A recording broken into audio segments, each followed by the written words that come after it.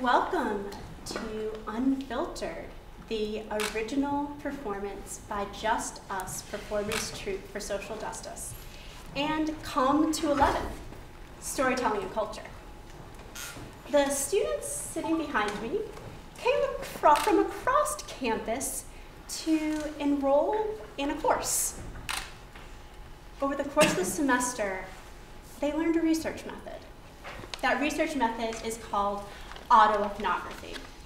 And autoethnography maintains that before you try to analyze other people or other cultures, you need to pay attention to your own stories.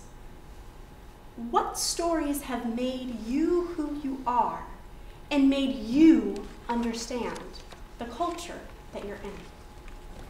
They went through a series of workshops.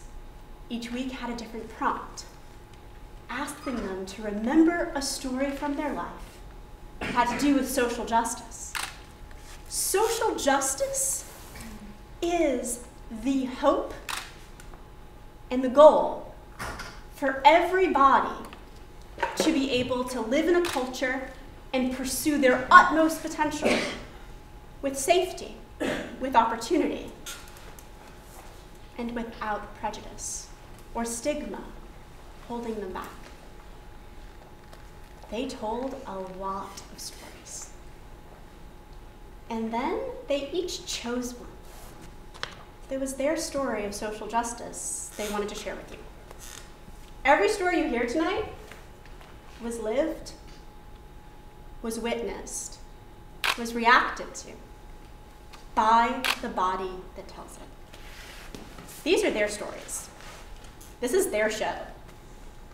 They wrote it, they staged it, and they produced it. It's been an honor to be their professor. It's been an honor to be their director. Please stay for a discussion with us after the show.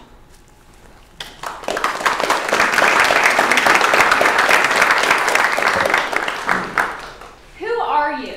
I am secure. I am persistent. I am strong. I am open. I am me. I am more than a label. I am a creator. I am intelligent. I am here for a reason. I am positive. I am determined. I am honest. I am human. I am alive. Goliath and the Incredible Hulk. Both were at one end of the rope while I was at the other, pulling and fighting so hard to win a game of tug of war that seemed nearly impossible. But you see, the story goes much deeper than Goliath and the Incredible Hulk. I had giants in my life that were causing a pain so deep, where I felt like I was being held down by chains that were created from my own guilt and shame. I wanted to be accepted. I wanted to feel this unconditional love that I had heard of, but that I didn't know. 10 years old, with a heart made of paper, and all it took was one person to strike a match that in a second would destroy my heart and the peace that I knew so well. I was 10 years old, and I was called gay because I didn't fit in this box of what a middle school girl was supposed to look or act like. But you see, it wasn't the fact that I was called gay that was terrifying. It was the fact that I was terrified to tell my parents for the fear that they would reject me. I was afraid of rejection and the fear of man. 10 years old, and I first found out what depression and anxiety felt like. 10 years old, and all I was left with was a shattered heart and a set of chains that would lead me down to this road of trying to find love and acceptance in all of the wrong places. And you see, there's one question that follows us throughout our life, and it's this question of, am I enough? And that's the question that followed me all throughout middle school and high school. And by the time I hit sophomore year of high school, I was held down by the chains of anxiety and depression. I was held down by the fear of man, question of identity, if I was enough, if I could ever be loved.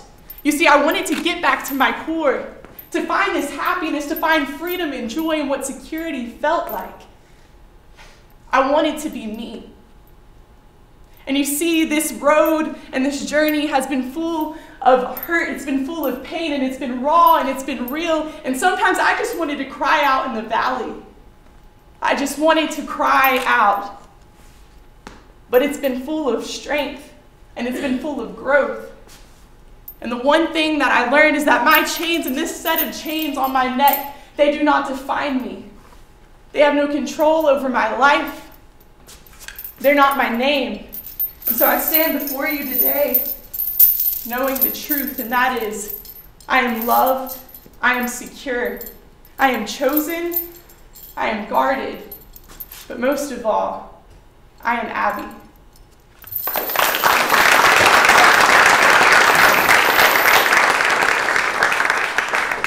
She was an unstoppable force, and when she danced, she was a force to be reckoned with. Energetic, animated, and free, she was also the greatest friend I could have ever asked for. She was my rock, but then she crumbled. Why did it have to take her away from me? Why did it have to get a hold of her and break her apart little by little? I looked on while she stopped eating, she stopped dreaming, and she stopped being. And while she flourished in her passion was what tore her down. She was never skinny enough and never fit enough. She never leaped high enough and never fit into her leotard the way that she wanted to. We loved coffee and chocolate and ice cream. We bonded over it until she started specifically ordering non-fat milk. Our sweet treats were no longer treats. It was a nuisance for her, but she wouldn't dare express that to me. She would only eat chocolate here and there for show to make it seem as if she was okay. We loved Chinese food until she started counting calories. She started bringing her own lunch to school, less and less of it. Things just weren't the same. I was alone. For months, she was spiraling and couldn't escape the cycle. Once a butterfly, she was now a moth shedding her scales. She grew tired and weaker, her skin pale and bruised. Her bones were all to see. Her eyes weren't the same green, and when I looked at her, I didn't see her. I saw a shell. She didn't look at me the same, or anyone for that matter. I became hollow too when she was around. And still she danced. It was her passion. It was all she talked about. That and calories. That and how pissed off she was at the world. I cried and my heart cried for her. I reached out for help, but all help did was tear us apart. We were supposed to tour the world together and take on college together and be there for one another. I failed. She disappeared, and there was talk. The school was buzzing. Teachers approached me and I pushed them away. I was in the dark as much as they were. And if I called her, would she answer? No, she didn't.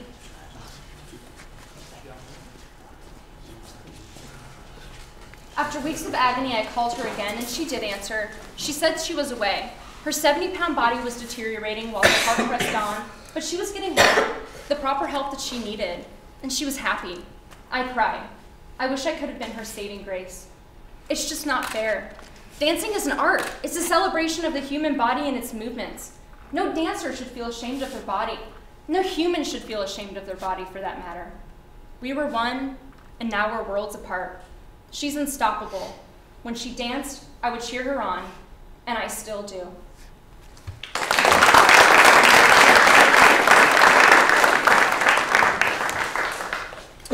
For as long as I can remember, I've been a man of few words.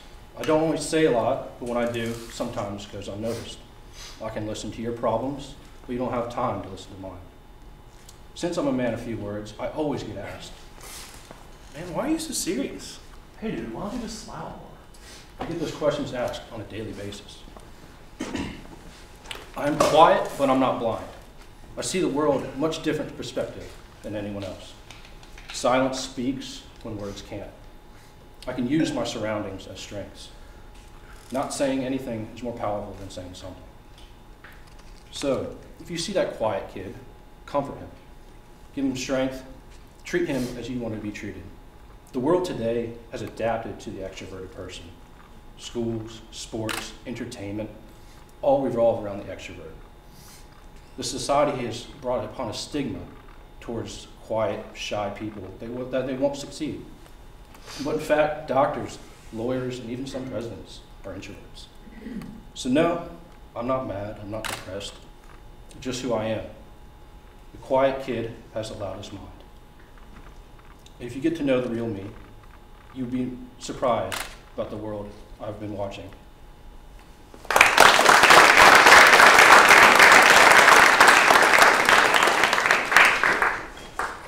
My story is about two worlds colliding. I went to an all-white Catholic school until my sophomore year of high school when I transferred to an inner-city public school. When I transferred, I realized that I had many common misconceptions about inner-city minorities, just like most of my white friends did, but even though I never thought of myself as racist. During a visit back to Trumbull to see my friends, one of them came up and asked me, "How's it going to school with all those black kids? I bet you've got no friends there." My friend Steven, he said this as a joke, but it wasn't really a joke. But I used to think the same way as him. I used to think that when I transferred, I wasn't going to have any friends, that I was just going to be an outcast.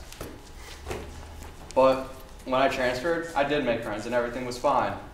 But don't get me wrong, I was very skeptical of my new classmates at first. On my first day, I had to walk through a metal detector, which I never had to do for any school before. Also on my first day, I remember this kid, Kahari, he punched a cop. And that was just because he had drugs in his bag and the cop tried to get it from him. But every school does have drugs, and every school should have a metal detector, especially these days. But somewhere in between the basketball games during gym, the shared mutual hatred we had for our high school teachers, I became friends with my new classmates. During another visit back to Trumbull for a pickup game of football, we were short a few players, so I told some of my friends from New Haven to come play, and they did. And surprisingly, everything was fine. Even one of my friends, the one that came up and asked me how it was to go to school with all the black kids, he came up to me and he thanked me. I wasn't sure what he was thanking me for at first, but upon explaining himself, he said that he never thought he was going to get the chance to meet inner city kids and actually be able to become friends with them. The group of kids that I introduced together on the football field that day are all still friends, even though we come from different sides of the city line.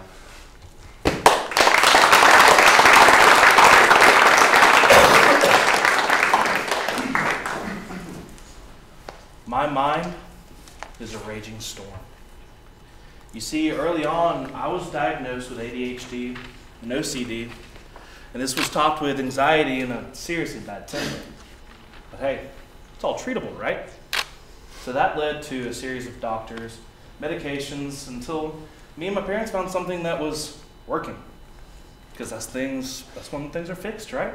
When things are working, wrong. For me, there is no solution.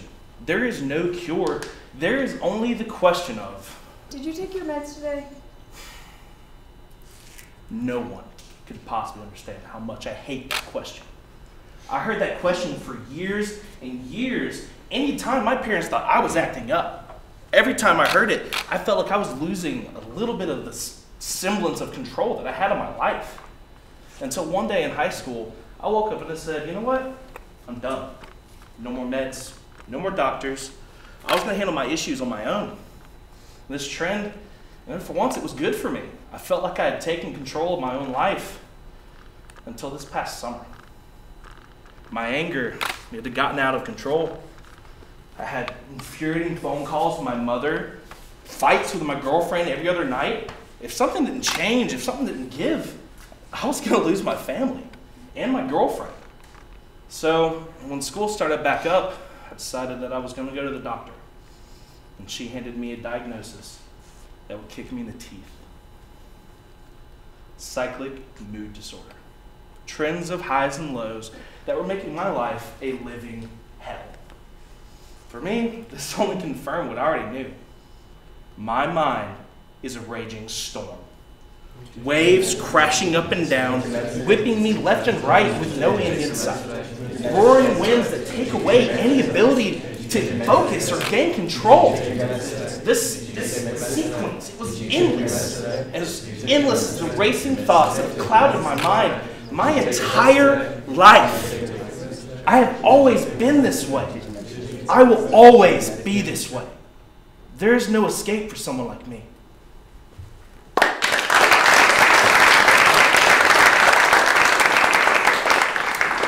90% of people between the ages 16 to 29 perceive Christians as judgmental.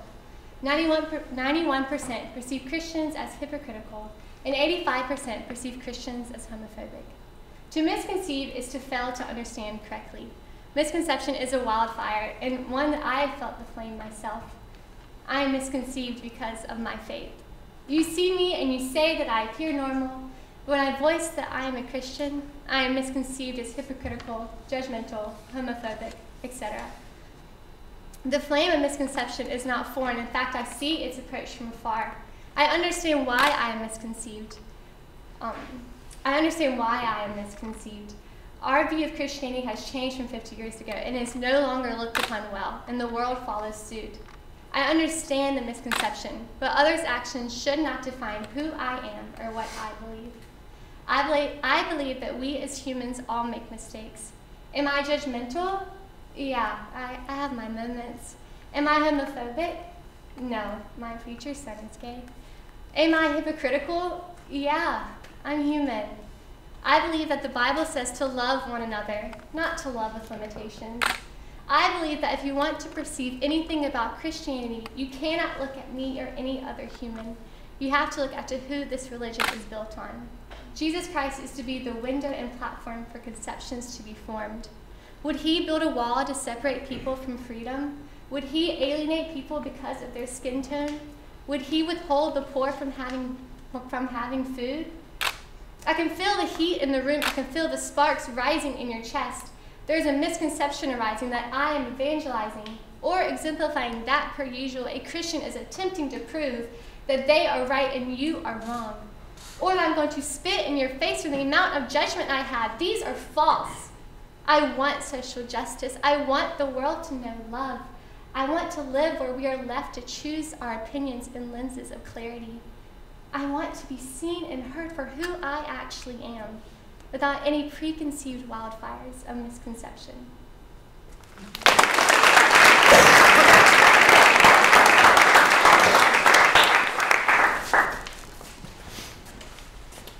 So, I stood in front of my church's congregation talking about a recent mission trip to Bangkok, Thailand.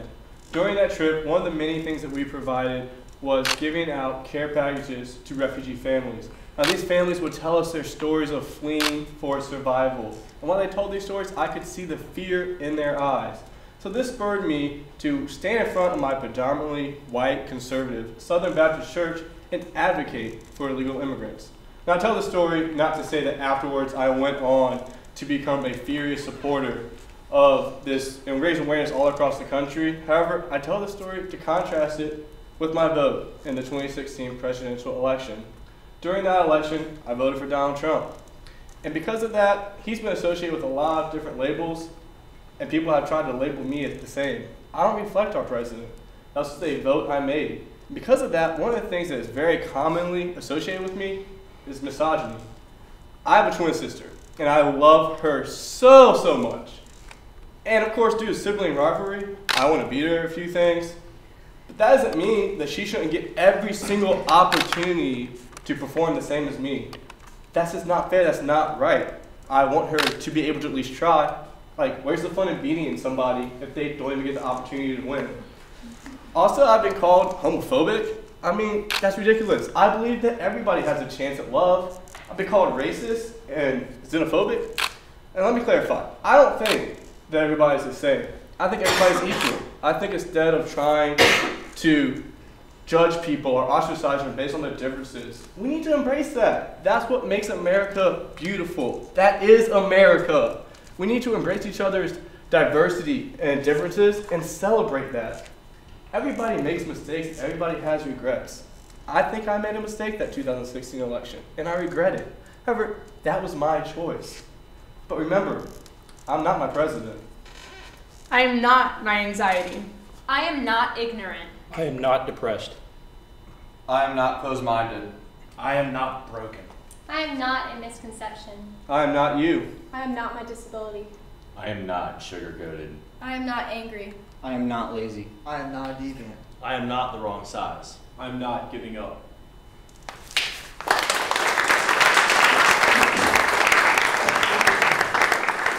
In fourth grade, I hated English and math and science. Anything with words on a page, I despised. Miss Cassie's class was the bane of my existence. She would round us up and have us popcorn read chapters from that week's book, or worse, have many spelling bees and reward those who could spell playground correctly.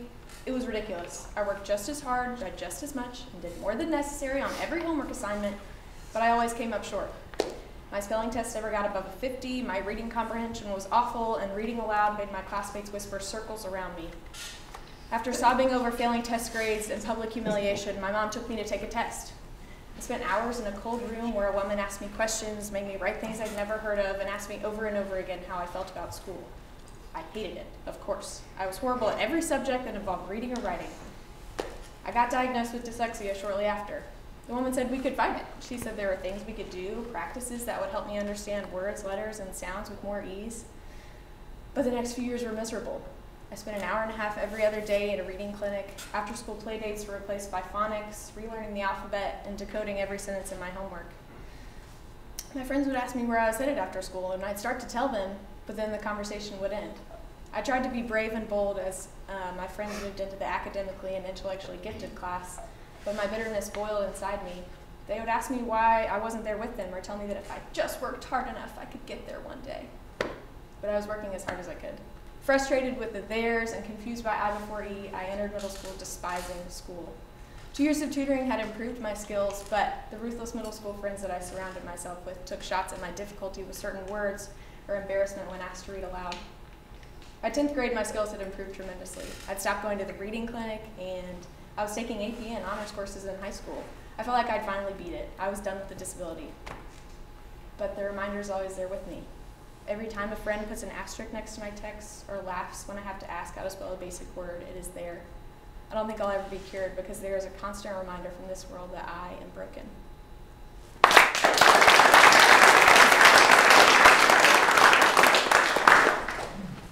I'm a guy who likes to have a good time, but I mean, who doesn't?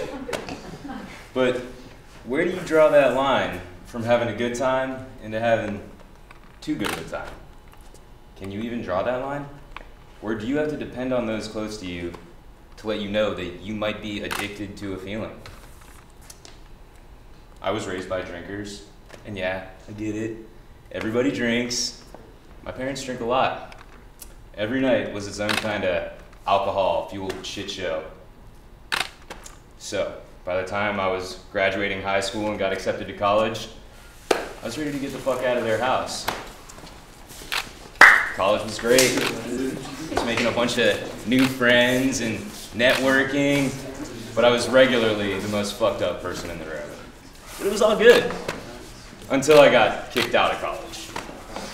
I lasted about a month. I earned a couple of drunken disorderly charges. No college credits though. Fuck it, I figured. I'll do school later, maybe. So I bounced around for about a year. And then I decided to enroll in community college to meet chicks. So I did, and it was cool. And at this point, I was partying like a lot, even by my own standards, which were loose. And this trend built up steam for about another year until I found myself living in a retrofitted garage with my dog and a crazy group of friends. These guys were wild, but still, I was regularly the most fucked up person in the room. Except now, I wasn't with a bunch of college freshmen. I was with professional parties.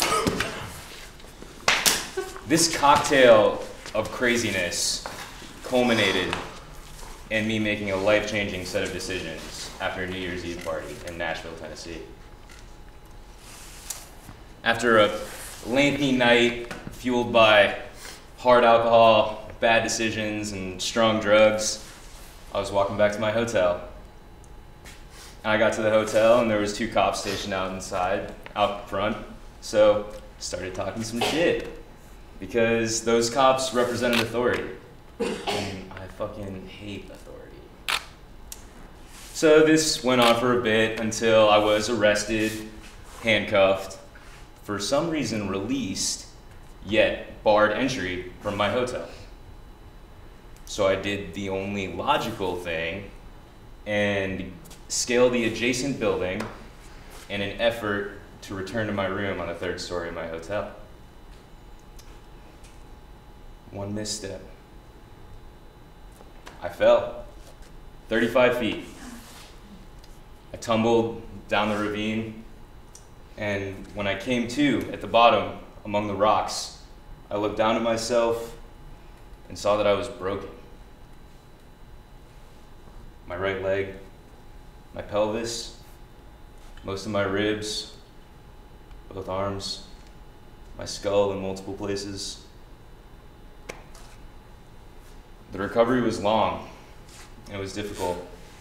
I had to learn how to walk without a limp again, how to write my own name. But now, I can look back on all that and know that I am so much stronger from all of it. And I can say confidently, with hindsight, falling 35 feet and breaking half the bones in my body was the best thing that ever happened to me.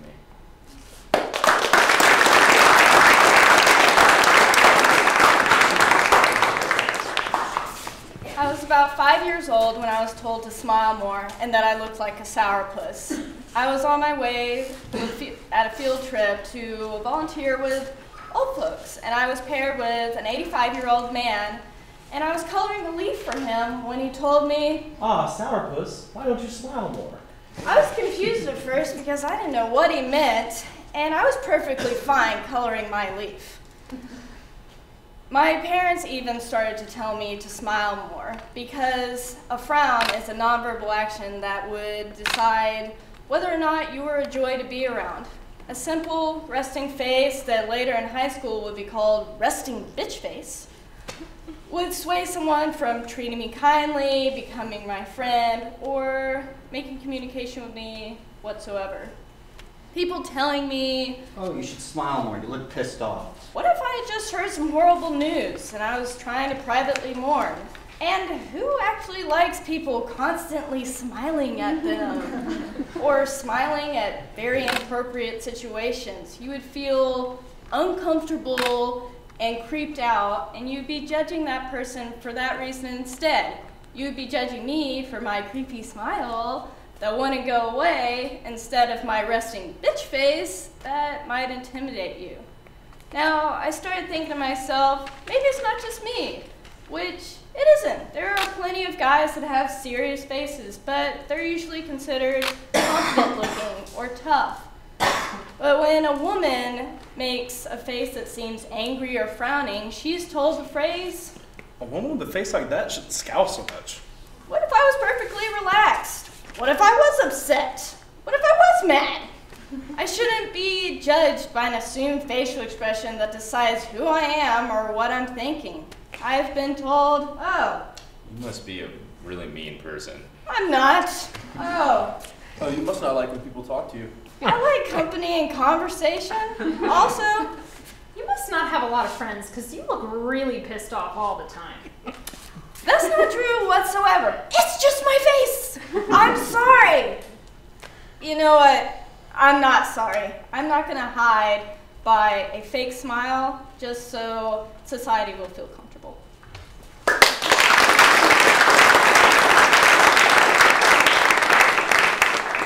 I couldn't believe I was about to start my first day in middle school. I was so excited and couldn't wait to run out the door and get in the car already. I was ready to make new friends and this whole new experience that was waiting for me. I remember getting out of the car with my brother. We said our goodbyes and went our separate ways. I remember entering the classroom and being greeted by the new science teacher. As I took my seat, I saw the rest of the students coming into the classroom. I was a little concerned because I didn't know any of them and didn't recognize any of them either. The first day of school wasn't so bad. I was just getting used to the setting. A few weeks into the semester, things took a turn for the worse. After I'd gotten my lunch and was getting ready to sit down with the rest of the guys in my class, when I approached them, they told me I had to sit somewhere else and that I wasn't allowed to sit with them. I recognized some of my friends in class, and they said nothing when I had to sit alone. It wasn't just that one day. This pattern of bullying continued. They witnessed the harassment that I endured every day, but didn't speak when I was tormented. I just kept sitting alone in the same place for the next few months. There was one student in particular who made it his job to make my life miserable. One time he shoved me so hard I fell to the ground. I didn't know why or how. I eventually told myself, enough is enough, and I needed to put an end to this mistreatment. I went to my older brother. and explained what was happening and told him that I was being bullied, and he said he would handle it. The next day, I was ready for the confrontation and for the bullying to finally end. I was nervous, not for myself, but I was afraid of what my brother was going to do or say. He threatened the kid to leave me alone, and he looked horrified when my brother told him this. The rest of the day, he just shook his head at me and gave me dirty looks. And he did leave me alone, but he didn't stop there. The rest of the class was still harassing me. I went to my parents and told them that the rest of the class was still harassing me, and they said they would handle it. And the next thing I know, I'm sitting in the principal's office next to my mom. She explained to the principal what was happening and that I was being bullied, and they told me to give them the names of the students who had been harassing me. But I couldn't. I just wouldn't. It would only get worse for me. Finally, after enough reassurance, I eventually gave in and gave them the names of the students. I thought it was finally over, but it wasn't. As the end of the school year drew closer, the new middle school was opening up and half the students were transferring to it, including the people who harassed me. I was finally ready for a fresh start and a fresh year.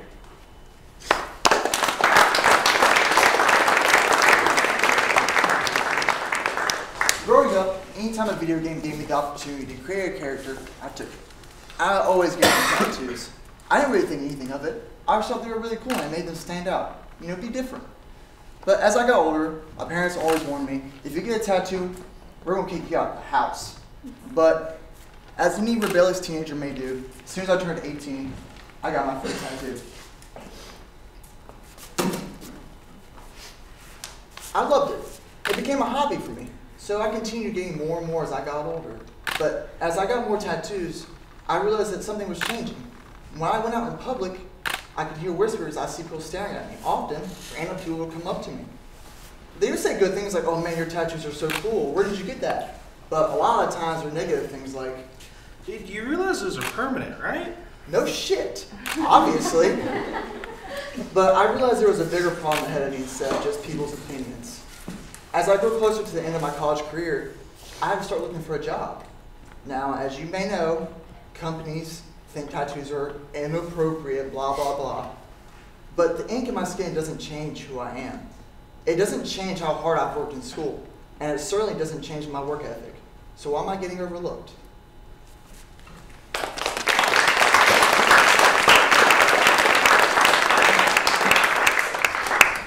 So the other day, I was asked the following question. So, what's it like to be in your body? And I thought about it for a while. I really did. But I think I thought about it a little longer than I needed to, because the truth is, I already knew the answer. It's no surprise I'm a big guy. I'm 6'5" and weigh 315 pounds, and I've been a big guy my whole life. In fact, I was bullied for it all the way through school, and I think a lot of people assumed that as I got older, the bullying would stop, and I could start to live happily in the body that I was given. But I don't. And so, to best answer that question, here is a list of what it means to be in my body today. I often get comments, and I think a lot of it is because people have expected me to play sports. Hey man, you play basketball? Yo, where did you play football? And on that note, I actually joined my high school football team just so I could tell people that I did play football, and maybe they wouldn't look so disappointed. To the surprise of many, when I tell people that my favorite sport has been tennis, the response I typically get is the following. Whoa. What? That's very common, because I don't look like the average tennis player. Sometimes I would get compliments about my weight. I never really asked for them, but people would continue to tell me things such as, Hey, you look like you've lost weight. Dude, you really found out looking swole, my dude. Thanks. Other times, I would get compared to a polar bear or a teddy bear, and I can sort of understand the teddy bear comment because, you know, it's cute and cuddly and whatever, and like it's nice, but there's still a reason that people associate me with a bear. I often get associated with big or ugly characters in movies. I've been called Shrek. I've been called Hulk, Syndrome from The Incredibles, Andre the Giant, Jolly Green Giant, and anytime in a movie there was a bigger and ugly character, I would often expect with success to get compared to that character, and it usually wasn't because they were attractive. Whenever I had friends that wanted to go out for Halloween as a costume, it was pretty easy for me to figure out which character they had in mind. But being in my body means a few more things. Being in my body means that My mom is never satisfied with the size of my jeans. And it means that I actually hate shopping because the thought of trying on clothes tends to bring that same disappointed face. It means that talks at home include a personal trainer and exercise, and it means looking in the mirror and not liking what was back. It means I don't really enjoy doing team building exercises or sports because I'm usually the liability, and it means being asked to lay off the dip regardless of whether it was my first chip or my 20th. I really don't like being asked to run because people that would ask me to run growing up always asked me knowing they would win. And it means I don't really feel comfortable asking for more food. It means going oversized to avoid getting over-criticized. And it means being conscious, overly conscious even, of who you're sitting next to. I think a few more things. Being in my body means that I can't ask that girl out because I'm not fit and that's baggage. It means that I'd rather just ditch the possibility entirely than have her be the one to tell me that. It means that I don't tell my parents when I get fast food. And it means that I do not like sitting in the back of a car with two other people because I'm under the impression that I will take up space. And I don't want to take up space. I think most of all, being in my body feels like a burden. It feels like my physical presence does others a disservice. And it hurts. It really hurts. And I'd love to tell you that as life went on, those problems just kind of mitigated and they stopped being a problem, but they didn't. The game's just changed, and I guess I'm still learning how to play by the rules.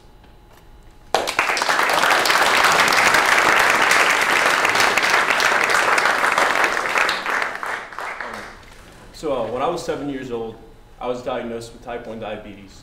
And I didn't know what it was or what it meant or what my life was going to be like because of it. I spent a week in the hospital getting shots, meeting doctors, and watching my life change forever before my eyes. 2 years later, I was diagnosed with epilepsy. I had a seizure and almost fell face first into a fire when I was at my childhood friend's house. And I was put in an ambulance and whisked away immediately to the hospital. Little did I know that a hospital or an ambulance room, or an ambulance or hospital room would become a familiar place to me. I spent years getting EEGs, EKGs, MRIs, and CT scans done. Just trying to be a normal kid, not knowing when the next seizure was going to happen or if it was. But it was like this for years and years and years. But after 3 years, I was finally regulated with medicine, and I was supposed to be okay. But then I had a seizure after that. Then I had one more following that, and it was these last two that put the nail in the coffin, diagnosing me as a permanent epileptic. In high school, I was also ridiculed by my teachers and some other classmates for falling asleep in class a lot. My parents would ground me and yell at me for being up on my phone at night and everything. But I wasn't, and I ended up getting tested for narcolepsy and found out I had that too. I fall asleep in less than 30 seconds, and I fall into REM sleep in less than a minute. And REM sleep is what happens when you dream. So as I was in high school, I was struggling with these illnesses, and I was still trying to live the life of a normal kid. I was playing sports, I was applying to college, and I was making good grades, but I noticed that I wasn't able to keep food down during most meals. So I chalked it up to stress, and I quit the golf team, which I played for 3 years. But it persisted for months. And so I went to yet another doctor, and it turns out I had gastroparesis. After my first semester in college, I'd gotten really depressed, and I met with several psychologists and therapists, and they didn't help me out much. But so afterwards, I went home and I met with my neurologist to see how my new narcolepsy medicine would be affecting my brain. So I had an MRI and EEG done, and he told me that there was a tissue deficiency in my brain and in my body, and that I should expect to be diagnosed with many more diseases and illnesses. After that, I met with my endocrinologist, and she told me that my body wasn't getting nearly enough insulin absorption, and that any other type of insulin my body would reject. And so they gave me an age of 35 years to live, is what I should expect. So I immediately started to cut and burn myself in secret, because I was sentenced to a shorter than a lifespan, and I felt I deserved. So one time I was with a friend of mine at his apartment, and he was leaving for the weekend to go home, and he told me he'd see me later, and I was like, yeah, I'll see you later, man, but I didn't know if I really was going to, because after he left, I took the knife from my bag and I cut myself a lot deeper this time. But he came back seconds later. He forgot his toothbrush, and that day I learned something, that I can choose life, and hopefully hope others that may be thinking otherwise. That I may not be here for as long as I hoped, but that I can bring hope for as long as I can. Thank you.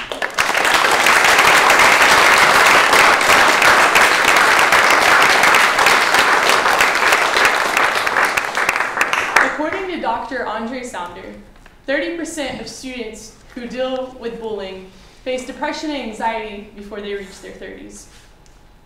According to the National Association of Anorexia Nervosa and Associated Disorders, every 62 minutes, at least one person dies as a direct result from an eating disorder. According to Psychology Today, 50% of U.S. are introverts. According to Pew Research, 58% of Americans think that racism is a big problem. That's an 8% increase in the last 2 years. According to the National Alliance on Mental Health, in ages 13 through 18, 1 in 5 will experience mental illness in their lives. According to the novel Unchristian, 49% of people have a negative impression of evangelical Christians. In a recent survey conducted by Reuters, 1 in 8 people who voted for Donald Trump regret doing so. According to Tennessee Dyslexia Center, about 40 million American adults have dyslexia, but only 2 million of them know it.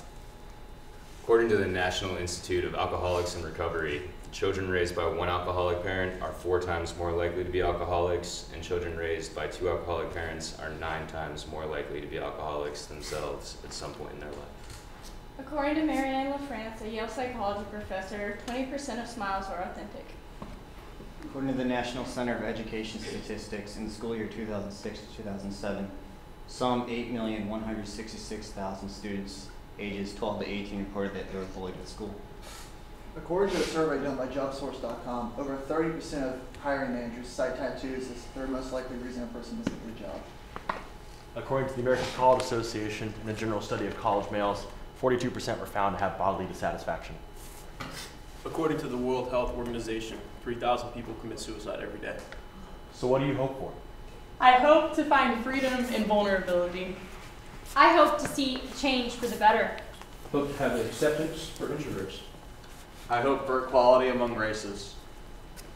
I hope for a world that understands. I hope for lenses of clarity to form our opinions. I hope for a colorfully diverse future. Hope for a world where disability doesn't mean broken.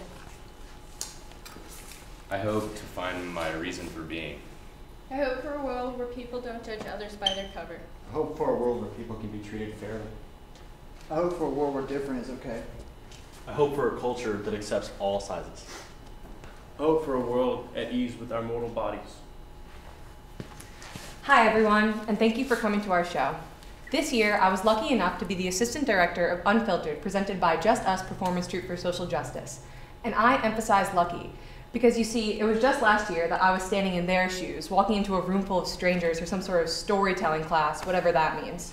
Well, as I come to learn, it means a lot. And now being able to see this group of people evolve from beginning to end into this beautiful performance, well, that means a lot as well.